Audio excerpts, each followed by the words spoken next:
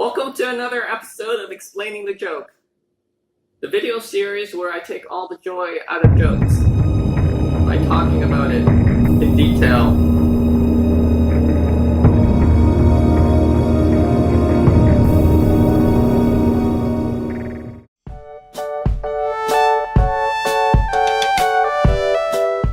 I think there's a big difference between writing something on the page for someone to read and writing something for the stage, for something for people to hear.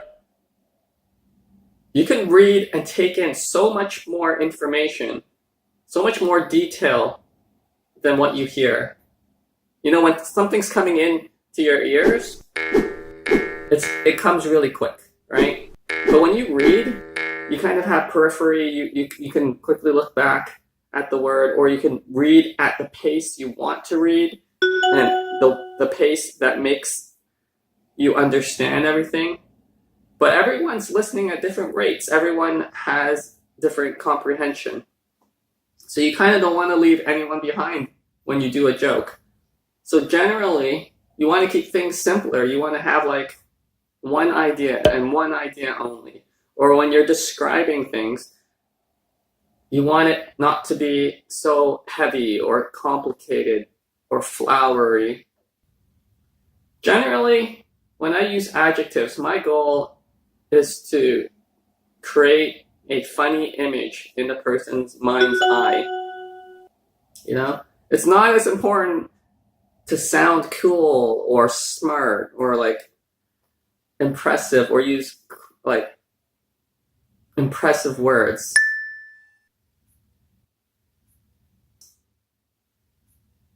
To sound cool or smart or like impressive or use like impressive words. Maybe it's easier if I give you an example. Okay, so I have two sentences here.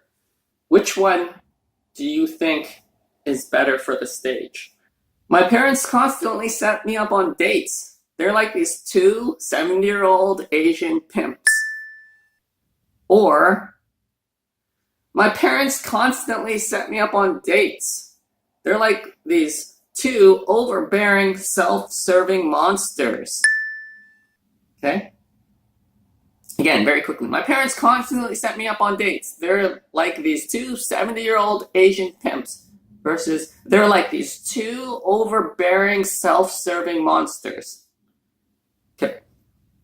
Personally, I think the first one is much better for the stage because I think there are words, there are adjectives that make you think of something very specific, like an archetype or something very visual. They're very visually based words, and that's important to me. The other one, I mean, they're cool words. They really describe the person. Self-serving, overbearing. That tells me a lot about what kind of person my parents are. But I don't know what self-serving looks like. When I hear a 70-year-old, I can picture, you know, wrinkles and a certain age. Like 70-year-old Asian pimps. I can picture that, you know? Like just crouched over, wrinkly, kind of maybe a cane, but with a feathered cap. You know, that whole pimp look? But like overbearing, self-serving monsters. Like everything has to be instantaneous because you're talking really fast, right? And I mean, like pauses and timing in comedy is important too. So you might give a pause after saying self-serving, overbearing monsters because it takes a little bit more to conjure up something. But like, I don't instantly know what to think of when I hear the word monster, self-serving especially, or overbearing. Whereas 70-year-old Asian pimp, super easy to think of, and it's a funny visual. Self-serving monster, I don't know. It's an interesting thought. It'd be good to expand upon it in the overall joke.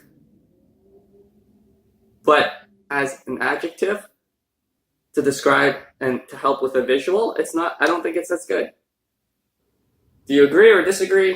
Do you think using other words, other adjectives that sound cool or are unique words is better? I don't know. Tell me in the comment section. Tell me I'm wrong.